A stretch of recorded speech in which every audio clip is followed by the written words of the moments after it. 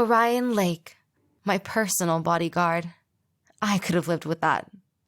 But we'd been in the Scholomance for almost 3 years by then, and he hadn't shown any previous inclination to single me out for special treatment. Selfish of me, you'll say, to be contemplating with murderous intent the hero responsible for the continued survival of a quarter of our class. Well, too bad for the losers who couldn't stay afloat without his help. We're not meant to all survive anyways. The school had to be fed somehow. But what about me, you ask, since I'd needed him to save me? Twice even? And that's exactly why he had to go.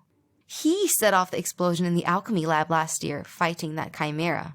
I had to dig myself out of the rubble while he ran around in circles, whacking at its fire-breathing tail.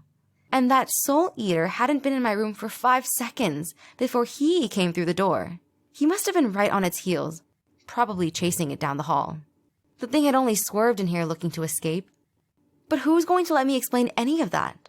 The chimera might not have stuck to me. There were more than 30 kids in the lab that day. But a dramatic rescue in my bedchamber is on another level. As far as the rest of the school is concerned, I've just fallen into the general mass of hapless warts that Orion Lake has served in the course of his brilliant progress. And that was intolerable. Our rooms aren't very big.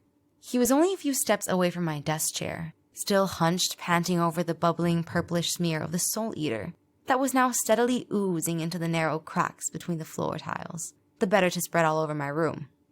The fading incandescence of his hand was illuminating his face, but not an extraordinary face or anything.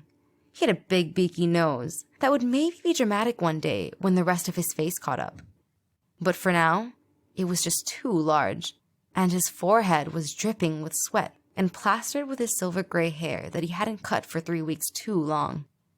He spent most of his time behind an impenetrable shell of devoted admirers, so it was the closest I'd ever been to him.